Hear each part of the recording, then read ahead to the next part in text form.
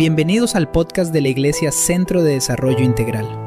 Anhelamos que este tiempo sea un espacio de bendición con nuestro Creador.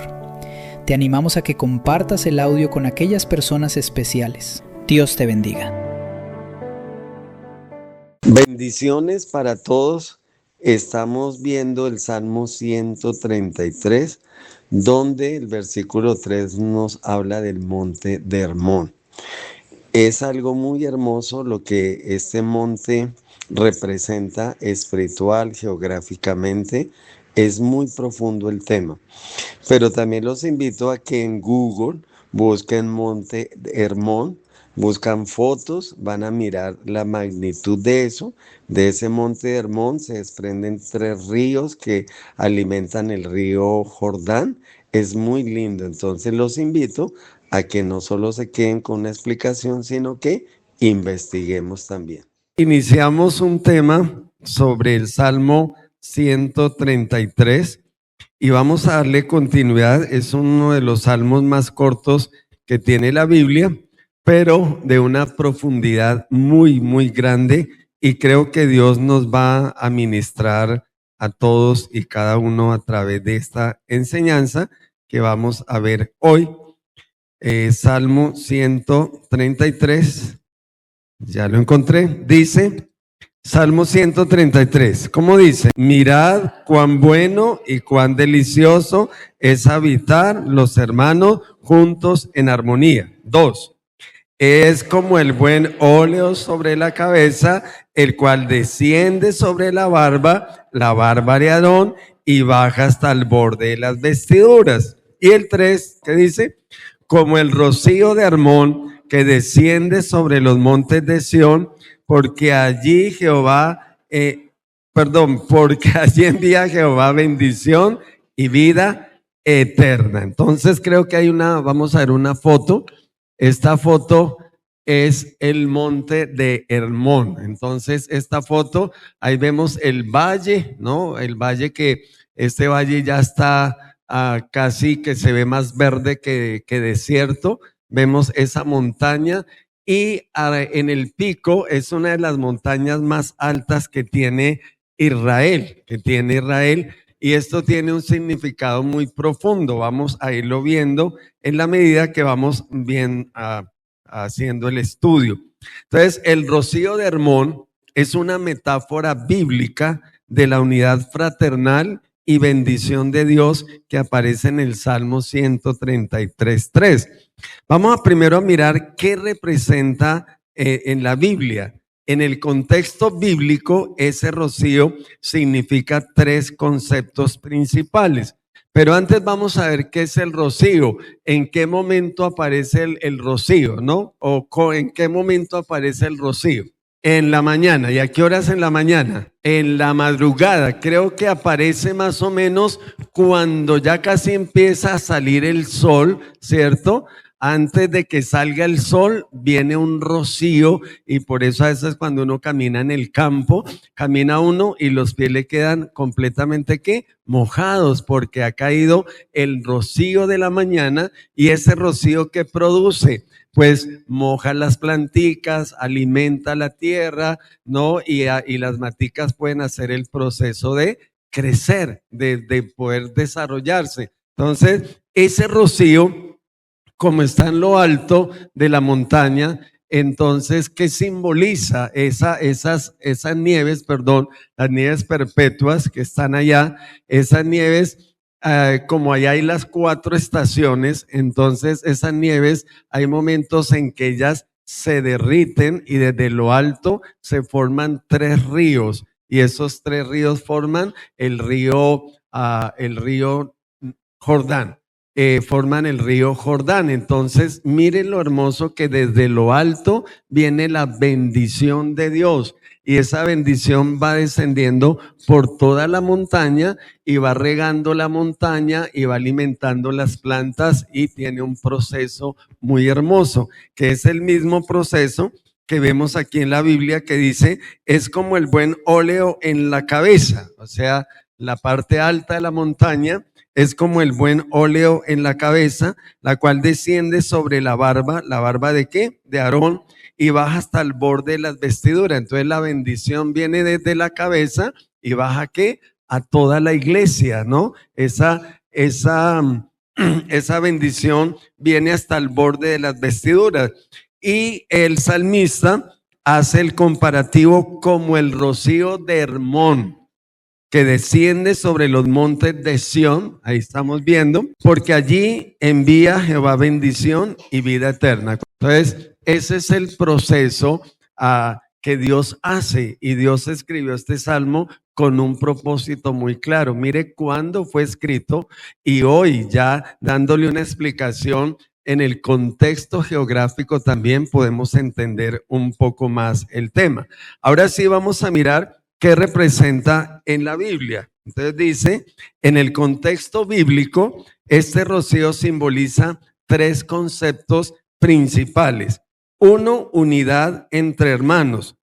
David compara la armonía del pueblo de Dios con ese rocío que refresca la iglesia. Iglesia, aquí tenemos que nosotros no estamos para tener pensamientos individuales, sino aquí la iglesia es un gran colectivo donde prima la palabra de Dios, donde prima los pensamientos de Dios. Lo que prima sobre la iglesia no es el concepto personal que yo tenga sobre la iglesia, sino lo que Dios dice que la iglesia es.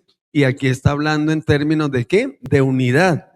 Entonces, algo que hace fuerte la iglesia de Cristo es que la unidad que debe haber entre nosotros. Por eso el diablo trabaja muchísimo para dividir con diferentes pensamientos, diferentes formas, que yo no estoy de acuerdo, que yo no pienso esto, pero Dios dice que todo hágase como decentemente y en orden. Entonces hay un pensamiento que rige lo colectivo que se llama iglesia, y lo individual es para llevarlo de manera personal al Señor. Pero acá todos debemos estar como en un común ¿qué? Acuerdo, para que la iglesia avancemos en ese colectivo que se llama iglesia, trabajando en la unidad.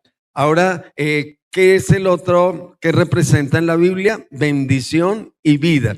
Entonces, el rocío de Hermón que desciende sobre los montes de Sión, porque allí Jehová envía bendición y ¿qué? Y vida eterna. Entonces vamos a lo geográfico. Entonces esa nieve es agua baja por diferentes lugares, se forman unos ríos, a su vez alimenta la montaña y a su vez se forma el río ¿qué? Jordán. Entonces, ahora llevémoslo al término iglesia.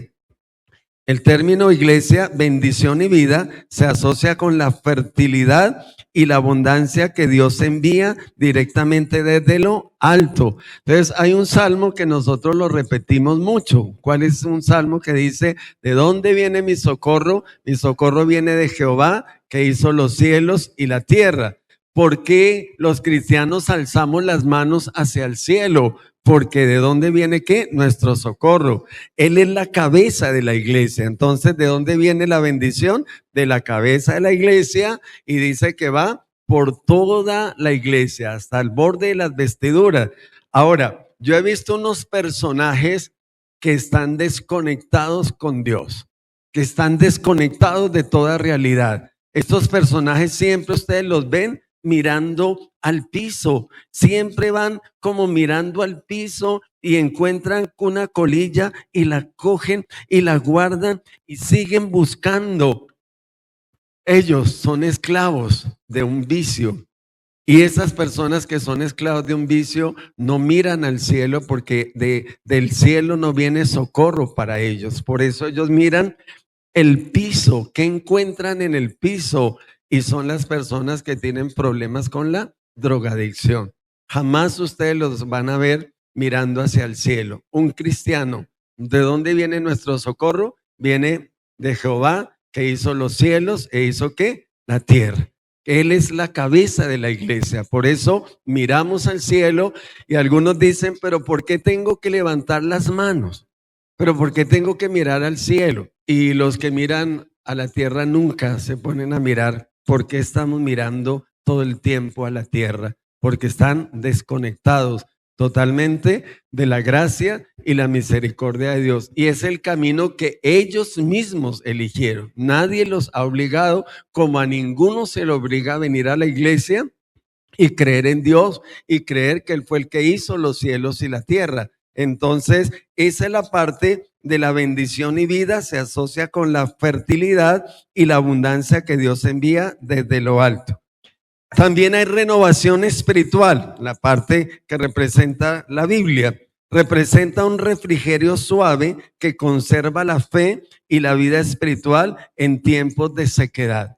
¿Cuánto anhelará el pastico, no? Que caiga ese rocío de la mañana. ¿Cuánto anhelará las plantas que caiga ese rocío de la mañana? ¿O cuánto anhelarán las plantas que están ornamentales que alguien llegue con agüita y les dé qué? Refresco. Entonces la palabra de Dios es frescura para el alma. Mira, hay momentos en que uno está atribulado, hay momentos que está uno pasando un momento difícil, no está el pastor, no está un consejero, no está nadie, pero está la palabra de Dios y usted la abre y esa palabra es un ¿qué? Refrigerio para el alma. Eso nos reconforta y la palabra de Dios es la que nos da el ánimo para seguir adelante. Entonces, por eso es tan importante la renovación espiritual que viene es como el buen óleo sobre la cabeza, la cual desciende sobre la barba de Aarón y baja hasta el borde de las vestiduras. Recordemos que la cruzada cristiana estamos en una campaña sembrando y cosechando ¿qué? Juntos. Y en este mes estamos en impregnando la tierra. Es el lema que de mayo tenemos todas las iglesias de la cruzada cristiana. Ahora, ¿qué es impregnando la tierra? Mojarla, ¿cierto? Humedecerla, ¿no? ¿Y qué hace el rocío? Humedece, ¿cierto? ¿Qué hace el agua? Da vida, ¿cierto? Es muy bonito los procesos tanto geográficos como las partes de la naturaleza. Dios nos habla a través de la naturaleza y cómo la Biblia se hace muy simbólica, porque la Biblia es literaria, la Biblia es una poesía, la Biblia también es una parte literaria, la Biblia habla de muchas formas y maneras. Por eso cuando empezamos diciendo que es una parte de la bendición de Dios, y esto es el salmista que lo escribió en un momento que David necesitaba escribir esto y representar cómo es nuestro Dios, cómo es la bendición de Dios de diferentes formas y maneras. Ahora vamos a ver el contexto geográfico y natural. Para entender la figura es necesario conocer las características del monte Hermón. Entonces, ese monte tiene unas características muy especiales. 3, fuente de vida. Es la montaña más alta de la región. Su nieve y rocío alimentan el río Jordán, vital para la vida en Israel. Entonces, mire la importancia de este monte. Yo no he ido a Israel, no sé los que han ido allá, si ya habrán visto ese monte que está sobre todos los demás montes, marcando esa soberanía de Dios para con Israel. Rocío abundante, debido a su altura, genera un rocío denso que desciende hacia los montes de Sión, permitiendo que la vegetación sobreviva en el clima árido. Oiga, Israel tiene cosas espectaculares. Y aquí voy a hacer como un paréntesis dentro de la enseñanza. Israel, como el pueblo de Dios, tiene enemigos. Y eso se hacen ver en cualquier momento. La iglesia no somos amados en algunos lugares, porque nosotros somos pro vida, porque nosotros defendemos la familia, porque nosotros defendemos los preceptos de Dios. Eso nos hace enemigos de un grupo de personas que se llaman ateos y que no creen en Dios y no creen absolutamente en nada de esto. Estas personas van en contra de los principios de Dios, como muchos van en contra de los principios de Israel, pero eso no hace que se detenga la gracia de Dios sobre Israel. Entonces, Israel, ellos tienen un mar y ellos sacan el agua salada del mar y la desalinizan, y esa agua la usan para los rocíos, para donde había tanto desierto. Ellos sembraron naranjas, han sembrado otras clases de frutas, pero ellos son los importadores número 1 de naranja en el mundo.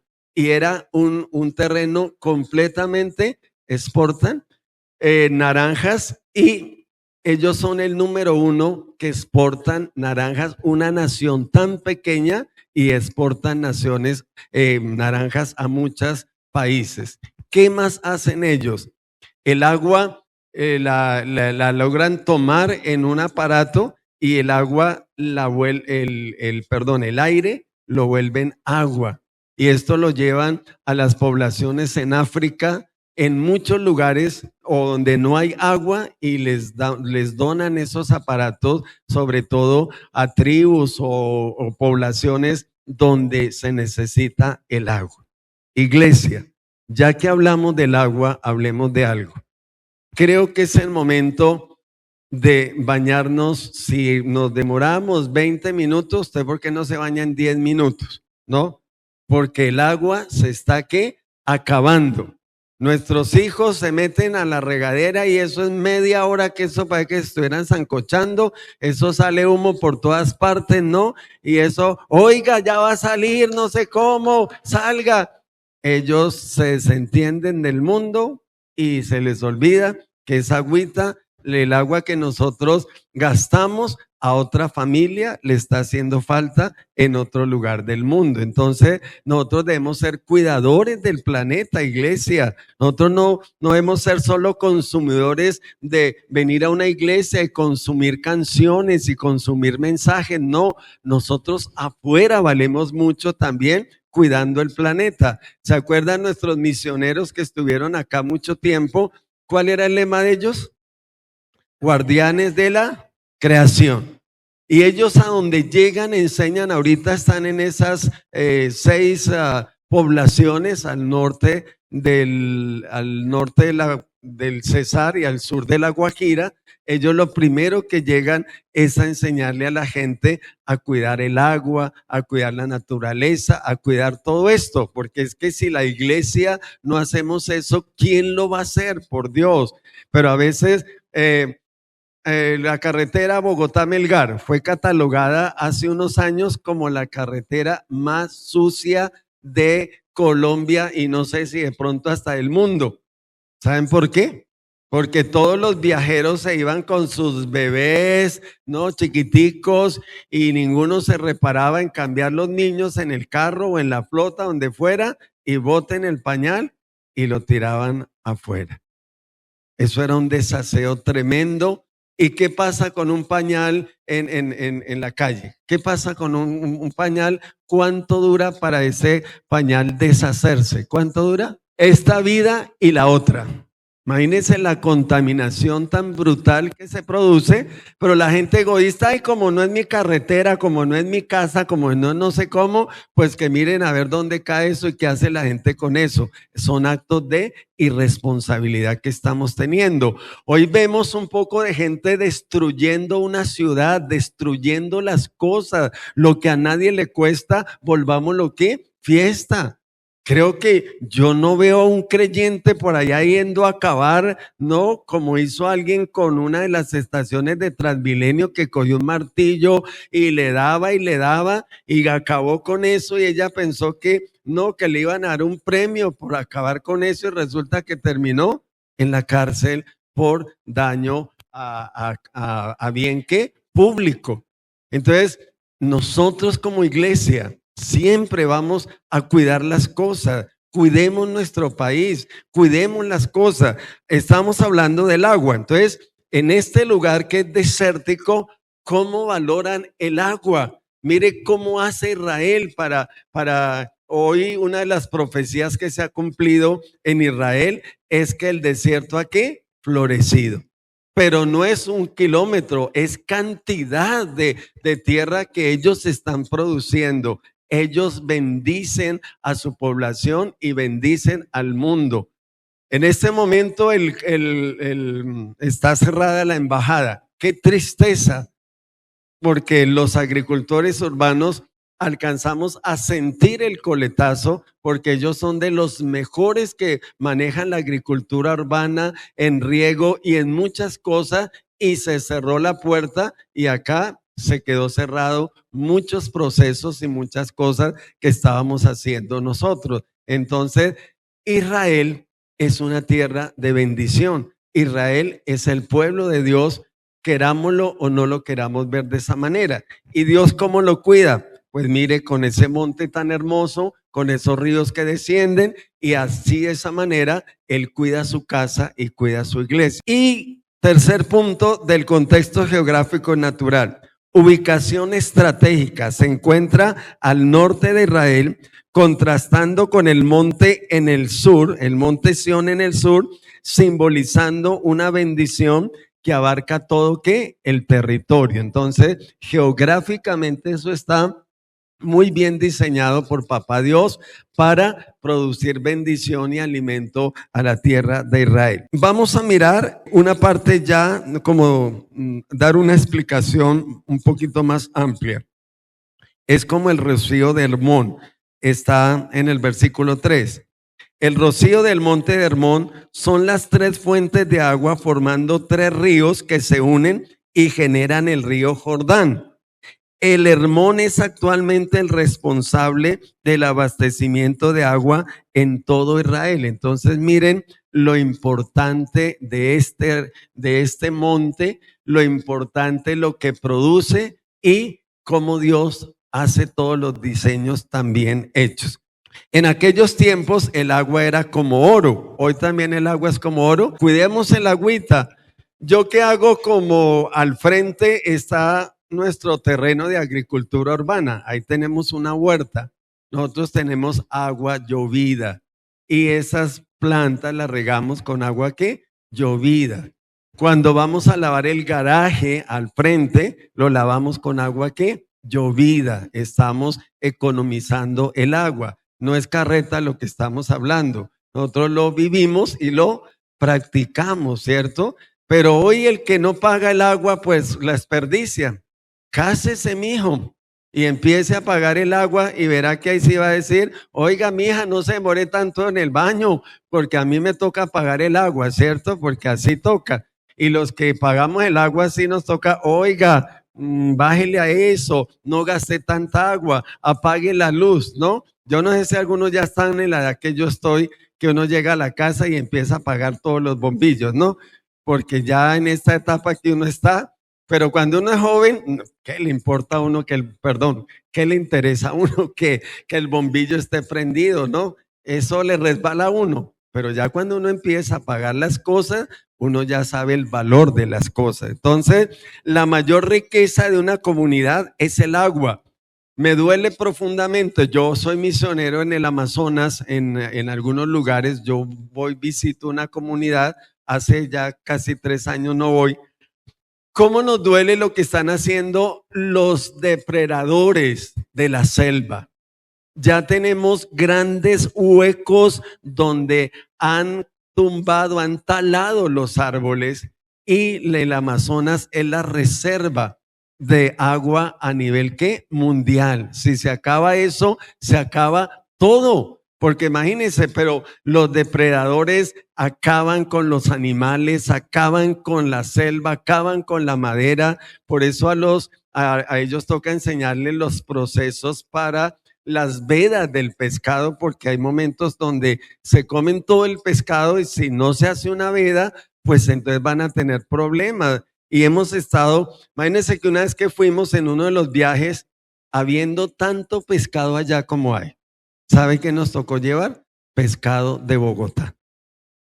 Una arroba de pescado porque no había que comer allá. Y nos escribieron, si van a venir, usted como tiene familia, el pescado, ¿por qué no nos trae? Pues le dijimos a mis cuñados y ellos dijeron, ¿lleven cuánto? Una arroba llevamos. Imagínense, llevar leña para el monte, diría mi abuela, ¿cierto? Entonces, bien extraño eso. Pero cuando no se cuida la naturaleza, la misma naturaleza le empieza a uno a pasar, facturas de cobro, la cuenta de cobro. Entonces, esta enseñanza también va para que nos cuidemos el planeta, cuidemos el lugar donde Dios nos ha dado para vivir. Cada día esto está, las temperaturas subiendo, los polos se están derritiendo. Se dice que en 30 o 40 años se van a derretir los polos y Nueva York y todos estos países se van a inundar por el deshielo que va a haber. Pero la gente no se detiene en acabar la naturaleza y nosotros mismos vamos a ser ¿qué? Los perjudicados. Alguno estará pensando ahí sentado, ojalá venga Cristo antes, ¿no?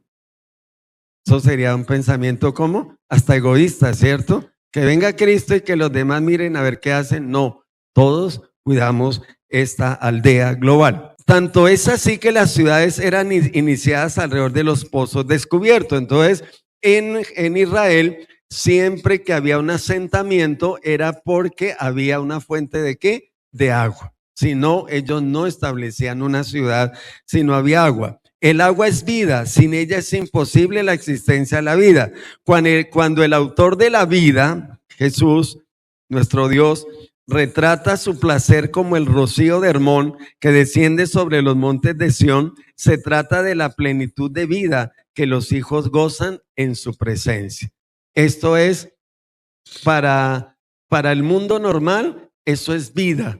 Pero para nosotros Cristo también es el agua de vida, ¿cierto? Él es el que nos da vida, Él es el que alimenta nuestra alma, nuestro espíritu. Y si no, miremos qué pasó después de la pandemia con la juventud. ¿Qué pasó después de la pandemia con estos celulares? ¿Qué pasó con el mundo ahorita?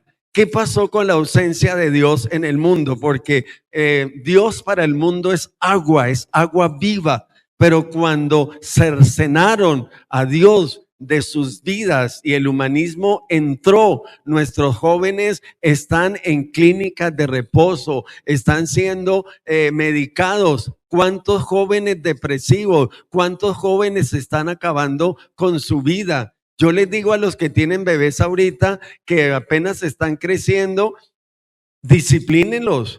Si tienen que disciplinarlo, porque no se puede nombrar la palabra castigo, porque me mandan la citación al Instituto de Bienestar Familiar, ¿no? Entonces, sí hay que castigar como Dios dice, pero toda esta generación que se le ha dejado hacer lo que quiera hacer, mire quién los está controlando, un celular. Y un celular los está llevando a la depresión más grande. Esos chinos que para tomar la sopa, que le pongan las canciones cristianas al bebé y que ahora para que se acueste, póngale más canciones cristianas y que se va a despertar, póngale la canción. Entonces el niño sabe que tiene que ser ¿qué? Adicto a unas canciones y él va creciendo y ya después no se va a desligar, ya no va a escuchar canciones cristianas, ya va a escuchar otro tipo de mensajes, pero el celular forma parte ¿de qué? De su vida, ya forma parte de su cuerpo. Por eso tantas personas que hoy están.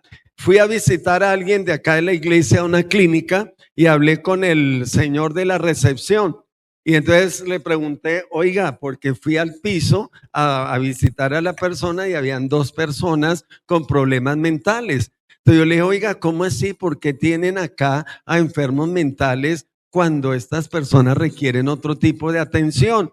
Entonces me dijo, mire señor, eso es una locura. Aquí no pasa nada, pero esta clínica tiene otra por la 68, no sé por dónde me dijo, y allá son 8 pisos. Y todos están llenos de muchachos entre 15, 18 y 20 años, ya todos medicados con depresión. Es una locura esto. ¿Y sabe por qué? Porque no estamos enseñando, no estamos manejando los principios que Dios nos deja de cuidado de la naturaleza, de cuidado del cuerpo, de todo lo que, y hoy estamos viviendo una crisis ¿qué? Existencial, porque cuando se acaba el agua viva en las personas, empieza una crisis, viene el desierto, viene todo lo que pasa, viene la erosión, vienen los derrumbes, viene todo, viene la destrucción. Eso pasa cuando una sociedad se queda sin el Dios que produce los ríos de agua que viva. Por eso la iglesia debemos estar presente.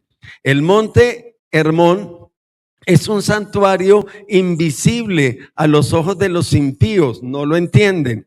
Visible y revelado solo a los escogidos, a causa de su grandeza e importancia espiritual. No fue casual que el Señor Jesús lo haya escogido entre los demás. ¿Saben qué pasó en este monte también? En ese monte pasó ¿qué?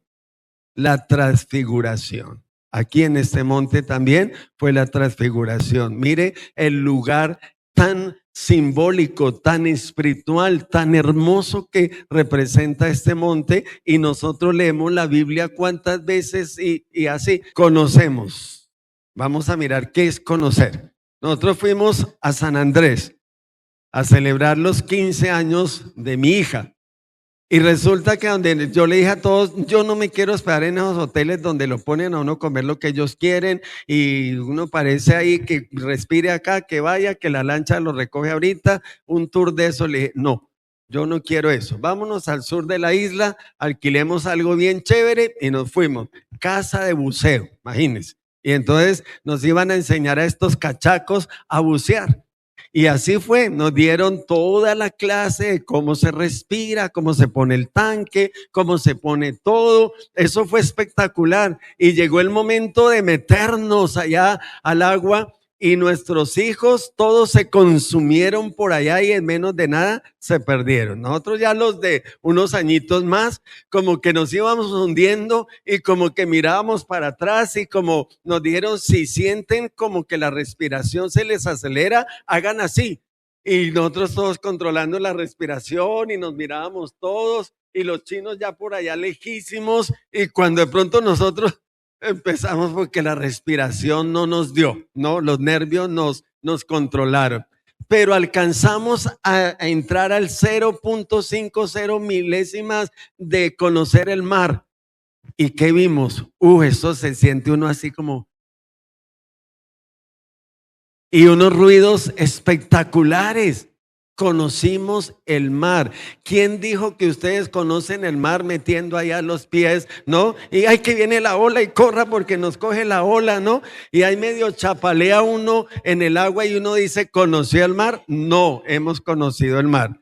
Con la Biblia es exactamente igual. Una cosa es tener una Biblia, otra cosa es leerla, otra cosa es profundizar la Biblia, conocer a Dios a través de la Biblia, y muchos se quedan en la orilla, quedan acá y meten medio el pie, vienen un domingo a la iglesia y no más, no conocen a Dios, no han profundizado a través de la palabra de Dios. Entonces yo los invito a que vayan a una escuela de Biblia, que consigan un buen maestro, ¿cierto? Y que les pongan todo el uniforme, ¿no?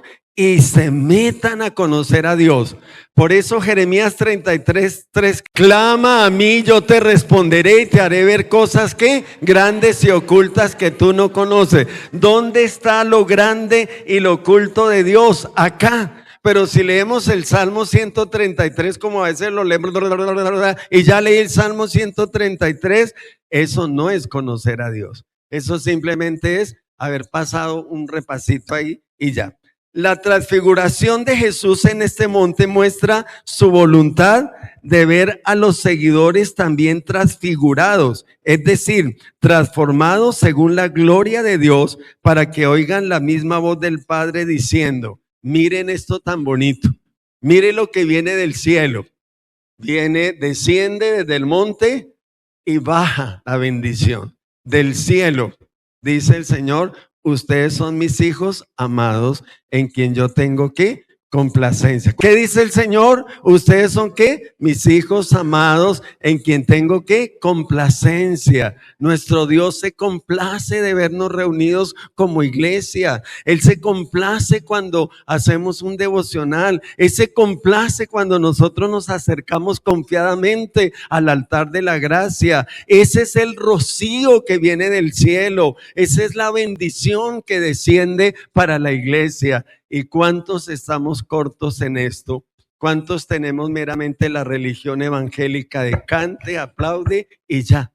Y pensamos que eso es el todo. Por eso hay frustración en su corazón. Por eso usted tiene una angustia existencial y no sabe si esta es su casa o no sabe si esta es la verdad y está pensando si hay otra verdad. Porque cuando uno tiene inseguridad, esa inseguridad la produce la carne, el mundo y el diablo. Pero la seguridad la da Cristo a través de lo que hizo en la cruz del Calvario y lo confirma por la palabra de Dios. Tú eres mi hijo amado en quien tengo complacencia, nuevas criaturas celestiales que llevan así la imagen y la semejanza del Altísimo.